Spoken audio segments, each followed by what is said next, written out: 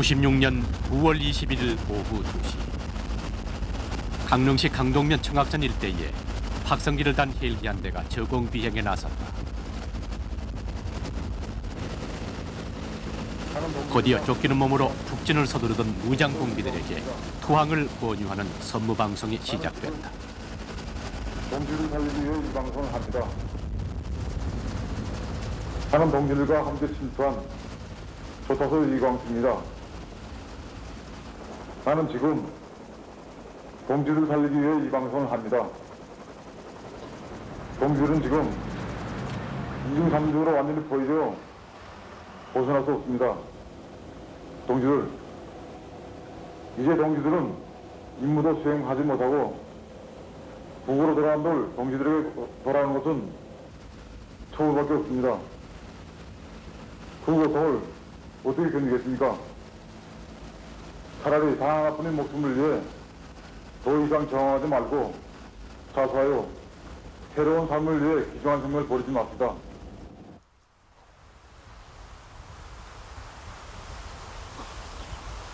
그로부터 9개월 후 청학산 8부 능선을 찾은 인민무력부 정찰국 소속 이광수. 그가 북에서 받은 물개작전 96, 즉 잠수함 침투 사건은 그렇게 실패로 끝을 맺었다.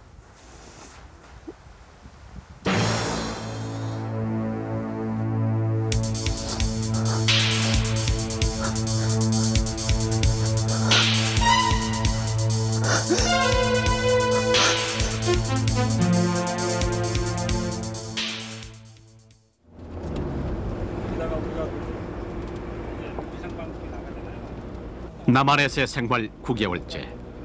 그러나 이광수는 아직 법적 절차가 끝나지 않아 운신이 자유롭지 못하다. 그런 그가 특별 휴가를 받고 KBS 취재팀과 만나던 날, 그는 제일 먼저 서울의 모습을 보고 싶어 했다.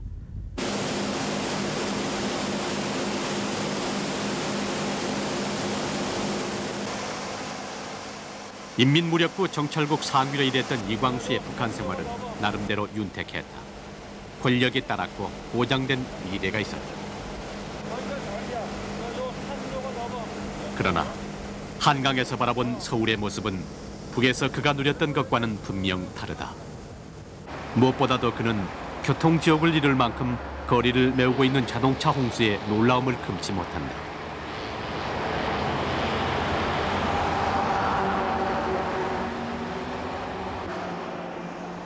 저 많은 자동차들이 다 남한에서 만든 것이냐고 내심 의심하기도 한다.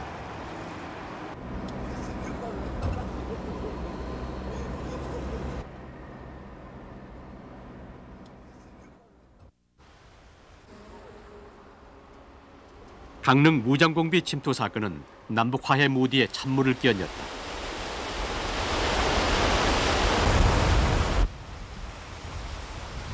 때문인가? 강릉의 아름다운 해변은 또 다른 분단의 비극을 불러온 현장으로 우리 현대사에 기록됐다.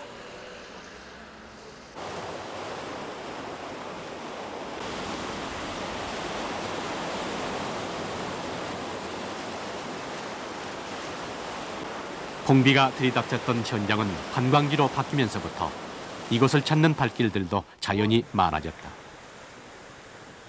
잠수함이 좌초됐던 해변가 한곁에는 발빠르게 특별 메뉴를 마련해 관광객들을 맞는 상인도 생겨났다. 하루에 몇 잔 팔아요? 네? 하루에? 모르겠어요. 뭐 이거 한 2개, 3개 정도. 6, 700잔? 아니에요. 이게 60잔이에요. 60잔. 60잔? 네. 하나 20잔씩. 설핏 보면 더없이 평화로운 해변. 그러나 9개월 전 출현한 북한 잠수함은 이곳의 아름다움과 평화를 여지없이 깼다. 생포된 무장공비 이광수가 그것을 증언한다. 잠수함이 좌초된 정확한 위치는 어디예요? 여기 앞에. 저기예요? 네. 잠수함이 왜 이렇게 가까이까지 들어왔어요? 아, 그때 그 17일 날 새벽에 비가 너무 어떡한 거예요. 많이 간 것보다도 갑자기 그저 엄청나게 쏟아지는데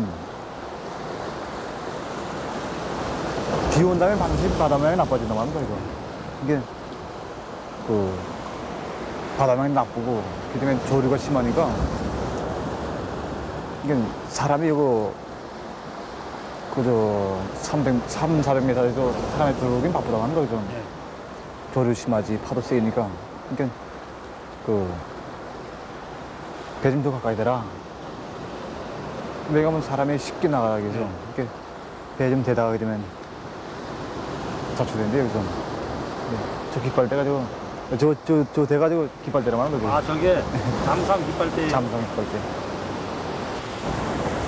96년 5월 14일 새벽 5시 함경남도 퇴조항을 출발한 350톤급 중형 잠수함은 이튿날 강릉 안인진리 앞바다에 도착 해저 60m 지점에서 잠망경을 통해 해안 경계 상태를 살폈다. 96년 9월 16일 밤 침투 안내조 2명과 정찰조 3명이 잠수함을 빠져나와 강릉으로 침투했다. 9월 17일 밤 10시 30분 정찰 임무를 끝낸 무장공비 5명을 복귀시키기 위해서 해안으로 접근 시도 중 잠수함은 암초에 부딪혀 좌초된다. 그리고 안인진리 해안가 수면으로 떴다.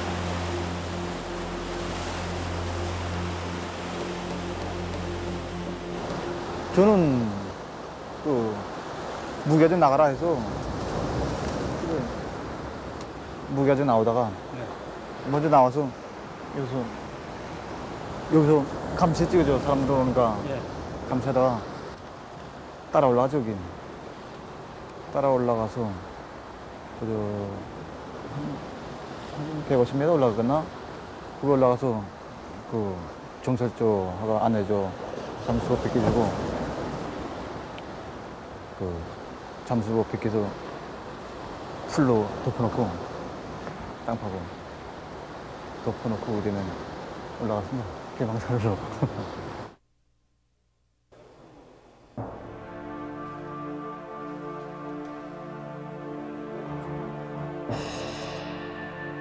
좌초된 잠수함은 현재 진해 해군 기지에 있다. 경납고 안에 한낱 고철덩어리로 남아있는 이 북한제 잠수함은 9개월 전 강릉의 도발을 생생하게 증언하고 있다.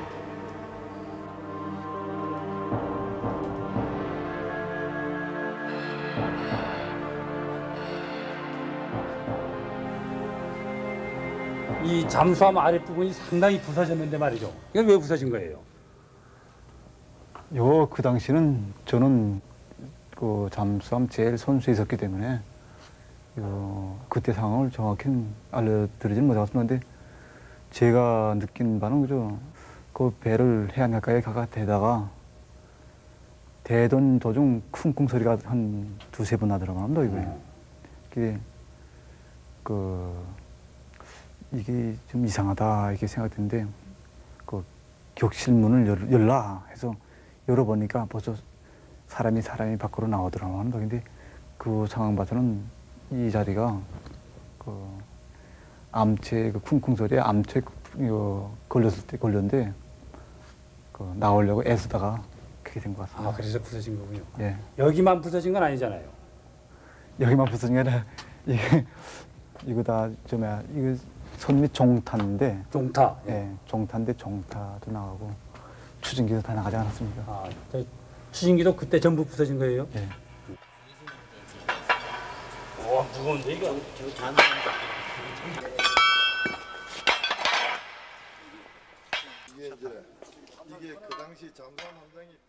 96년 북한이 자체 제작한 이 잠수함은 길이 35m, 너비 3.5m, 높이 6.7m의 중간급 규모다. 이 잠수함이 350톤급인데 북한에서 그저 대형, 중형, 소형, 극소형으로 있습니다. 이 잠수함은 중형으로 그저 북한에서 그 중형이 최초로 만드는 거로 됐습니다. 그죠?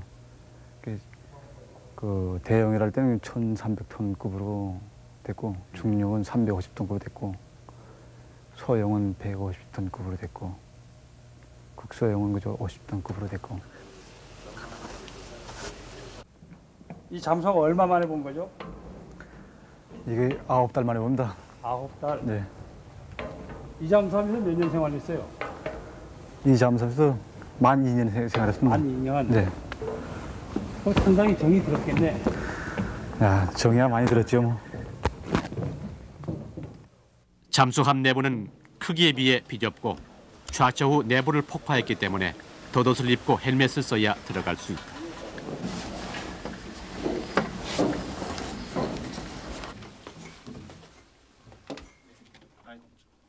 조명 가자.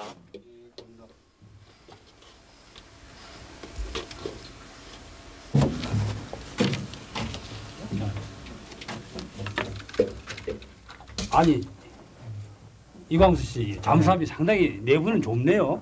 네. 좁은데 예. 크게 불편한 거는 있지만은 그래도 견딜만 합니다. 그런데 이 잠수함이 왜 이렇게 전부 탔어요?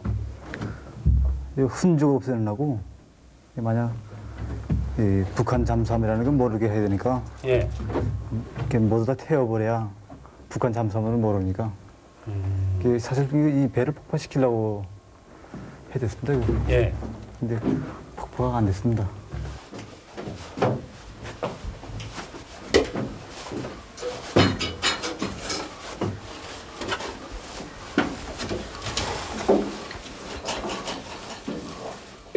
저 오른쪽 가자.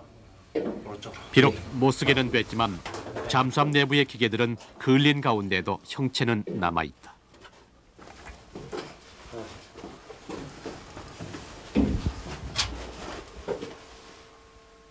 그럼 광수 씨는 여기에서 이 잠수함에서 주로 무슨 역할을 했나요? 저는 이거 잠수함 경사 조정하는 여기 이 위치입니다. 그죠? 여기 이 위치인데 여기서 어떻게 해요? 요게 선수 타고 예. 여기 손 밑인데 타라면 그죠? 예, 움직임. 배를 그러니까 물속으로 들이라고 물 밖으로 나오고 하는 예. 걸 조정하게 됐습니다. 그래서 예. 그러니까 이 손밑 타 이렇게 있는 거 치마 타로 이렇게 하면 물속으로 들어가야 됐고 이렇게 하면 손수 들게 돼서 부상하게 됐고 그래서 손수 타 손밑 타로 조정해가지고 잠수함 심도 수심을 조정하게 됐습니다. 그죠?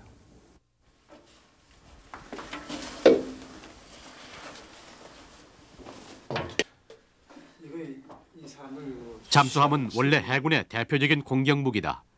그러나 이 잠수함은 침투용으로 개조돼 있었다. 이게 일상시 항해할 때 이렇게 다니다가 예. 침투한다 할 때는 이 닫은 상태에서 저 문을 열어서 예. 물을 채웁니다. 원래 여기에. 예.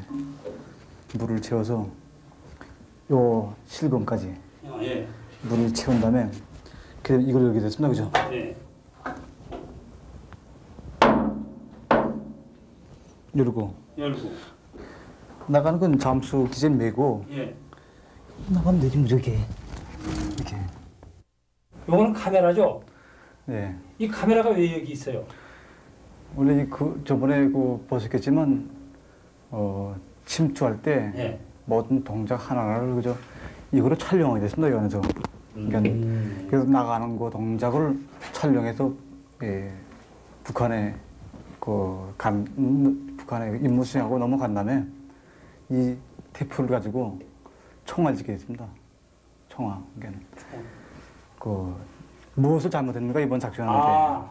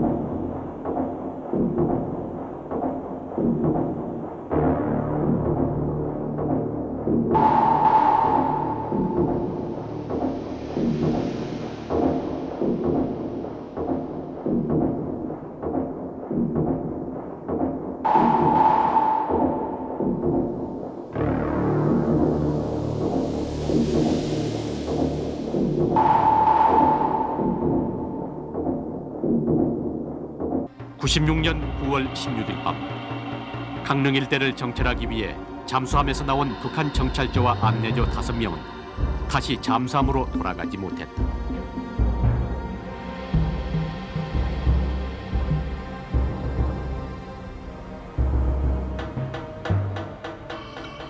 청학산. 안인진리 해안에 연결된 쾌방산을 넘어 고속도로를 사이에 두고 이어진 산이다.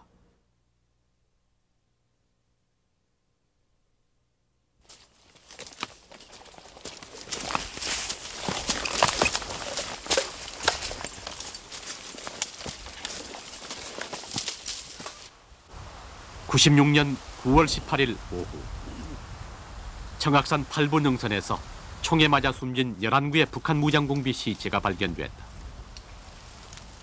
낙오되는 잠수함 승무원들을 동료 무장공비들이 살해하고 탈환한 것이다. 그 상황에 대해서 정확한 정밀 수색 정찰을 하면서 일개조 4명 정도는 위에서부터 하향식으로 수색을 하고 저는 나머지 병력을 데리고 밑에부터 상향식 수색관의 현 지점에서 시체라는 걸 발견이 됐습니다. 죽어야 그저 영웅이 되고 그러면 거기서는 그 부모 형제들이 이렇게 대우를 받고 하게 됐습니다. 그러니까 뭐 죽지 않으려도 죽어야 되고 그죠. 그렇습니다. 그죠. 만약 우리가 북한에서 하는 일이 정당하다면 물론 죽어야 된다고 생각합니다. 그렇지만 정당치 못하는 건 그러면 안 된다고 저는 생각합니다. 지금 보니까 저는 북에 될 때 이렇게 탈북자들이 있고 뭐 러시아 무슨 중국 이래서 탈북자들 있다는 건 전혀 몰랐습니다. 그죠? 우리가 하는 일은 응당히 정당한 일로 알고 있었으니까 그죠? 여기 와 보니까 정당하지 못하다고 생각했습니다. 그죠? 동료들이 쓰러져간 현장에 9개월 만에 찾아온 이광수. 사상이나 임무에 앞서 젊은 나이에 쓰러져간 가엾은 인생들에 대한 당연한 연민일지도 모릅니다.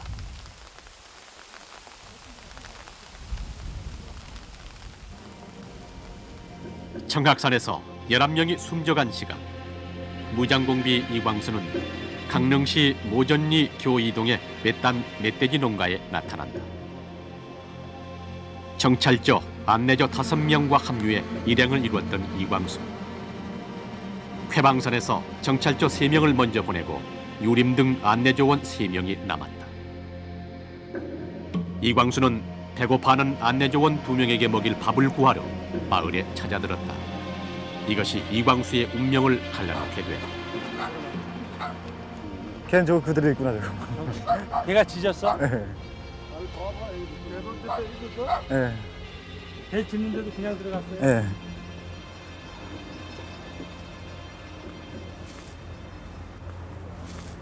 물 좀 먹자 무슨 자연스럽게 그죠.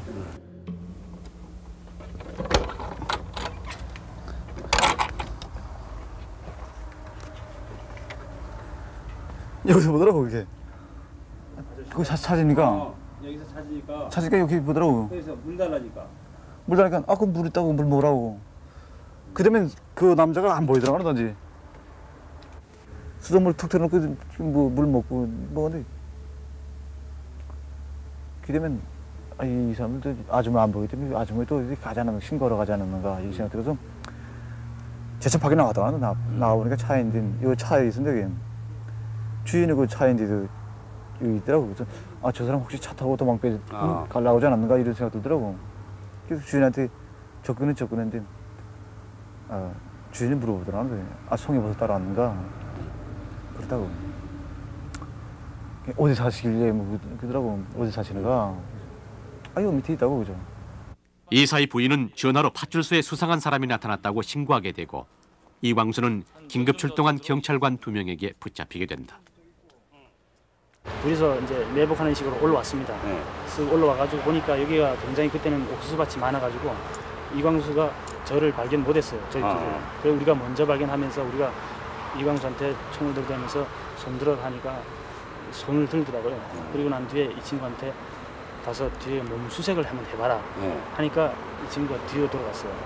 이광수는 별다른 저항 없이 경찰관에게 생포되었다. 여기서 특허를 기대니까 북한에 있는 그 부모 형제들 생각 툭 나더라고. 아, 이젠 못 보겠구나 하는. 못 보겠구나. 네.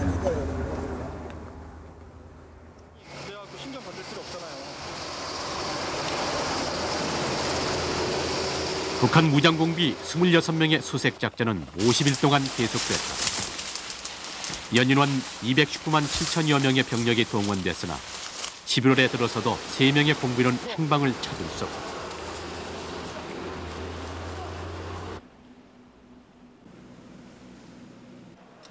96년 11월 5일 새벽 강원도 인제군 연화동 계곡에서 공비 2명이 잠복 근무 중인 우리 군과 조우했다. 이 교전에서 무장공비 2명은 사살되으나 우리 군도 오영한 303 기무 부대장 등 3명이 전사하고 10명이 부상당하는 피해를 입었다. 현장 분석을 해 나가던 중 적이 도주한 그 방향으로의 발자국이 보인다는 소리를 듣과 동시에 현장으로 오셔가지고 현장에 대한 그 도주 방향, 발자국 방향을 갖다가 분석을 해 나가시면서 다시 재차 되돌아갔고 정밀하게 분석을 해 나가시려고 일을 하는 순간에 바로 이 방향이 맞는갑다 이렇게 가리키는 순간 적으로부터의 기습적인 사격을 맞고 현장에서 사망하셨습니다.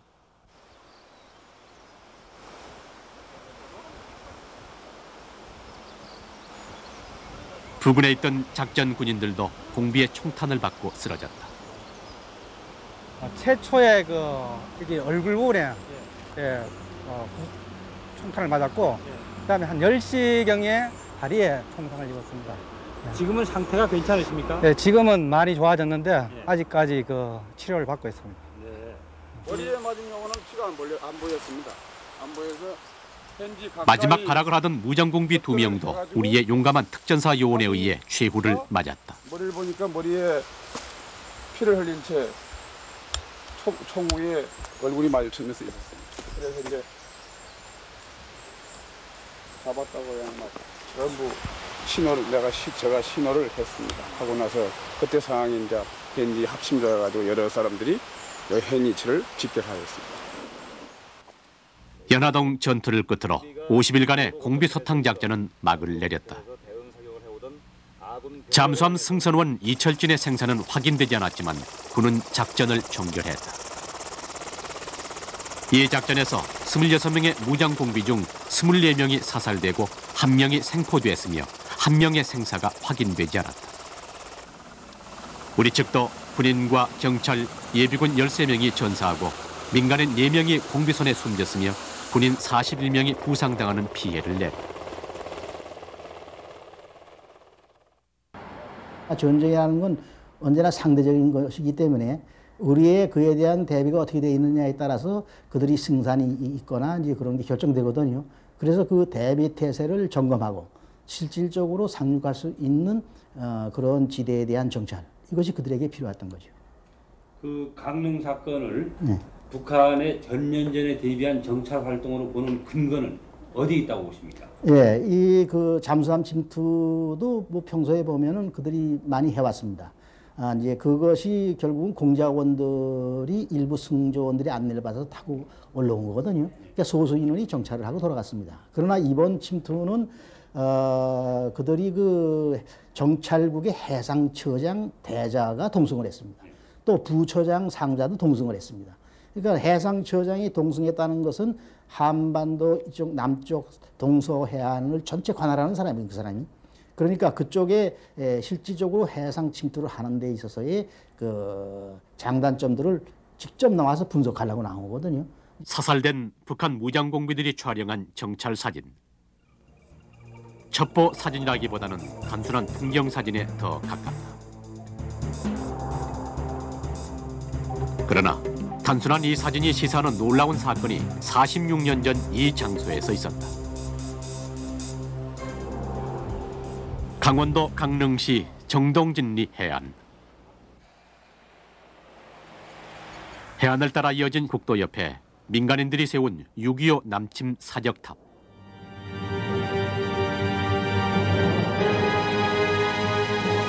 강릉시 정동진리 바닷가에 세워진 6.25 남침 사적탑. 북경은 오진우가 이끄는 일개연대가 공식적으로 6.25가 일어나기 1시간 전인 1950년 6월 25일 새벽 3시에 이 해안으로 상륙해서 우리 군의 전방 이동을 저지했던 지역입니다. 공교롭게도 지난해 잠수함이 자초한 해안은 이곳 정동진리 바닷가에서 1km도 떨어지지 않은 같은 해안입니다.